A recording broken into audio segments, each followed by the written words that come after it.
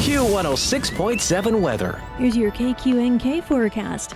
Mainly sunny skies today with daytime highs approaching 55. South winds 8 to 15 miles per hour. Partly cloudy skies tonight, lows level off around 30. 61 tomorrow, sunshine mixed with clouds at times. Sunshine mixed with clouds at times Friday with daytime highs approaching 60. 59, slight chance of rain showers Saturday. From the Weatherology Weather Center, I'm staff meteorologist Laura Lockwood. Right now, it's 43 degrees. This Kansas Information Network update is brought to you by Eaton Roofing and Exteriors. I'm Britton Rucker, and here are today's top headlines from 12 News. CoreCivic is pushing for the right to begin holding ICE detainees in its closed facility in Leavenworth. An appeals court will now consider the issue. An attorney for Leavenworth says the decision could take weeks. Kansas lawmakers are considering amending the state constitution to change how we elect our state governor and lieutenant governor. A House committee is considering a proposal that would create a state electoral college. Even if the proposed amendment advances, there wouldn't be any changes to how we elect our next governor this year. And the Kansas House and Senate advance a resolution recognizing a day out of the year as Charlie Kirk Free Speech Day in Kansas. That day would fall on Kirk's birthday, October 13th. And in Wichita, Britton Rucker, 12 News. You're listening to the Kansas Information Network. Celebrate the start of 2026 by blasting into fun at Blast Off Bay Indoor Water Park, connected to the Hampton Inn in Goddard, Kansas, where it's always a warm 84 degrees. Bring in the new year with family and friends as you race down the thrilling 30-foot wide slide. Splash into pools and enjoy non-stop, out-of-this-world excitement all season long. Make 2026 a year to remember. Visit blastoffbay.com and plan your adventure today. When it comes to a gun suicide attempt, all it takes is a moment. My son, Ricky, took his life by the use of a firearm. It broke me, and I contemplated suicide. My grandson, I was going to have to be here for him. I still own my firearm. I keep it in a safe because I want to keep my grandson and myself safe. Store your guns, locked, unloaded, and away from ammo. Hear more safe stories at endfamilyfire.org. Brought to you by Brady and the Ad Council. I'm Mandy Fick. Your KQNK News is brought to you by the Norton County Hospital, providing the best care right here at home. A 47-year-old man from Ellis County led law enforcement on a brief high-speed pursuit on Saturday. Kansas Highway Patrol Trooper Todd Heilman said David James Juniman allegedly stole a 2007 Dodge 2500 pickup, triggering a pursuit at about 9 a.m. on Interstate 70 in Ellis County. Heilman said the pursuit lasted about 8 minutes and extended into Russell County, with units from Ellis and Russell counties involved. During the pursuit, Juniman reportedly stopped in the middle of I-70, exited the vehicle, and began doing push-ups before allegedly continuing to flee in the pickup. Heilman said Juniman allegedly exceeded 100 miles per hour during the pursuit before being apprehended near the 187-mile marker after the vehicle ran over spike strips. Juniman was booked into the Ellis County Jail on charges of alleged theft of property and aggravated battery. Kansas Highway Patrol is pursuing charges for alleged fleeing and eluding, Heilman said.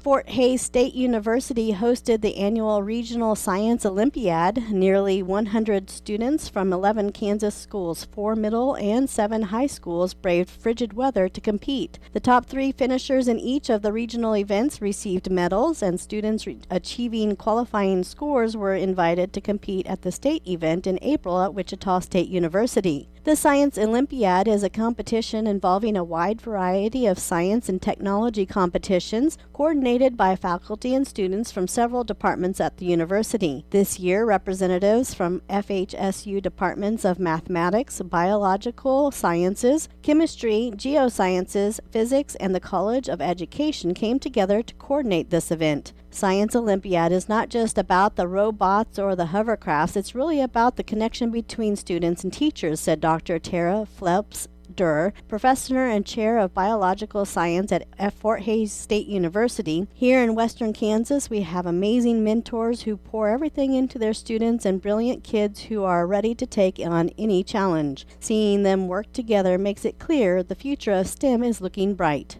Competitions are divided into two divisions, Division B for middle schools and Division C for high schools. This year's school winners include Division B, third place Minneapolis, second place Hill City, and first place Palco. For Division C, third place went to Hill City, second place Sacred Heart, and first place Goodland. The Kansas Department of Health and Environment, KDHE, has launched a new travel and health web page to provide healthcare and public health partners with educational and clinical resources ahead of the FIFA World Cup 2026. This highly anticipated event is expected to bring increased domestic and international travel to the Kansas City metro area. Higher travel volumes and mass gatherings increase the potential for the spread of infectious diseases, including conditions rarely seen in Kansas. Healthcare providers are encouraged to routinely think travel history when evaluating patients. With the World Cup approaching, early recognition starts with asking about travel, KDHE Deputy Secretary for Public Health Ashley Goss said. This new web page gives providers a central resource to quickly access guidance and stay prepared for travel-related disease risks.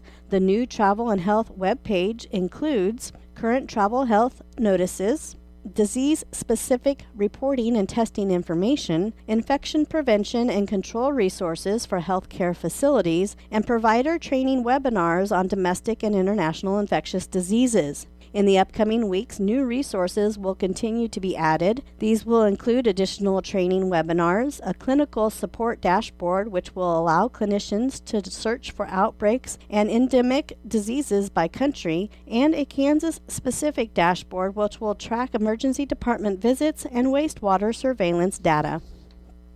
The 2026 Kansas KidWind Challenge is expected to be record-breaking.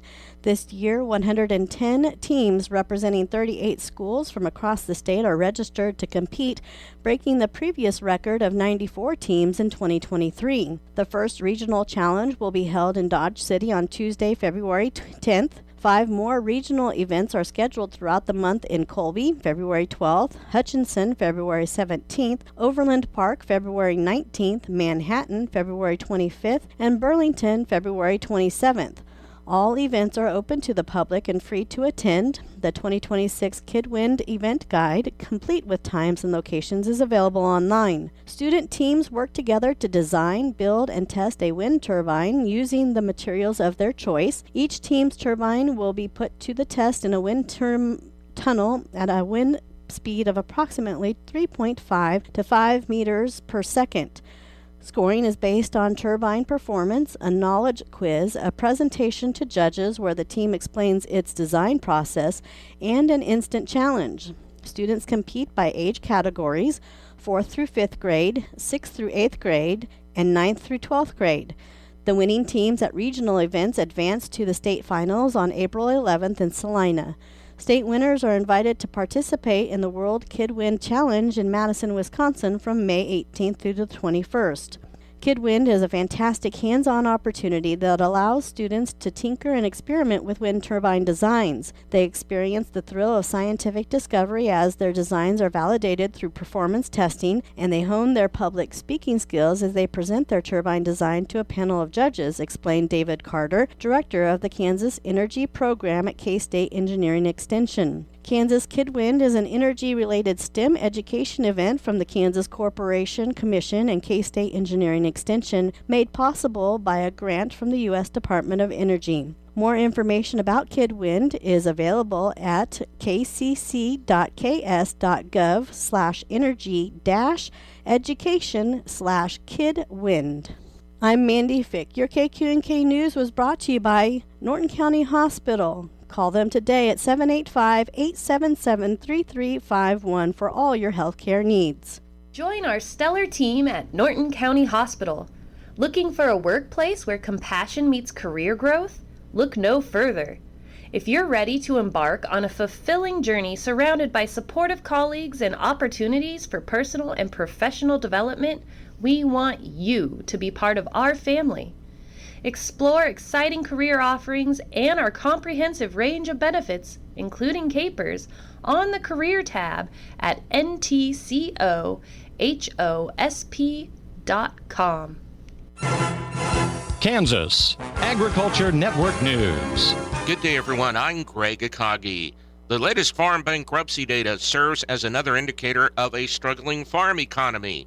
Here's Chad Smith with more. New data from U.S. court filings indicate farm bankruptcy has risen again. Samantha Ayoub, an economist with the American Farm Bureau Federation, says the data paints a stark picture of the farm economy. Chapter 12 bankruptcies increased for the second year in a row in 2025, reaching 315 filings. That's up 46% from 2024. That second increase in a row shows that the farm economy, as we've been talking about, is really struggling, and excessive debt loads are starting to hit family farms. Ayoub notes that farm bankruptcies are not a perfect indicator of the farm economy, since the data often lags behind real farm finances. When you have some good years, that capital might be able to get you through a few downturns. We know we've seen declining receipts for 4 years now, and we're just starting to see that second year in a row of increases in bankruptcies. And then secondly, a majority of farms actually don't qualify for Chapter 12 farm bankruptcies. In order to qualify, you have to make the majority of your family income from farming. Additionally, Ayoub cautions that only a small number of farms are even eligible for Chapter 12 bankruptcy to begin with. However, many farms are in difficult financial situations. We are seeing our fourth year in a row of declining cash receipts, driven largely by crop losses, as well as high-cost specialty crop production really facing negative or very thin margins, even some of our livestock receipts and markets weakening a bit. All of that compounds to a very difficult situation when we're also seeing increasing production costs. Chad Smith, Washington. By the way, the Midwest filed 121 Chapter 12 cases, far outpacing any other regions. This is the Kansas Agriculture Network. Don't you wish your life came with a warning app? Stop. That dog does not want to be petted. Just a little heads up before something bad happens. Move your coffee cup away from your computer. Oh, no. So you can have more control. Stop. You're texting your boss by mistake. Uh-oh. Well, life doesn't always give you time to change the outcome, but prediabetes does. With early diagnosis and a few healthy changes like managing your weight, getting active, stopping smoking, and eating healthier, you can stop prediabetes before it leads to type 2 diabetes. It's easy to learn your risk. Take the 1-minute test today at doihaveprediabetes.org. Warning, the cap is loose on that ketchup. Ugh. Don't wait. You have the power to change the outcome. Visit doihaveprediabetes.org today. That's doihaveprediabetes.org. Brought to you by the Ad Council and its prediabetes awareness partners. Kansas Agriculture Network weather. I'm meteorologist Michael Carroll on the Kansas Agriculture Network. As high pressure continues to slowly drift eastward for this afternoon, expecting dry weather conditions across all of the state of Kansas. On the backside of that high pressure area, becoming breezy for this afternoon into western portions of the state, with those winds kicking up out of the south to around 10 to 20 miles per hour. Expecting 50s for highs across much of the state, but some lower 60s are a possibility in the far southwestern corner of Kansas. Still looking to stay dry into the day on Thursday, but trending a bit more active from late Friday into the start of your weekend as a developing low-pressure system looks to work off to our south. The best chance for some half-an-inch to inch rainfall totals, especially across the southern half of Kansas for the start of the weekend.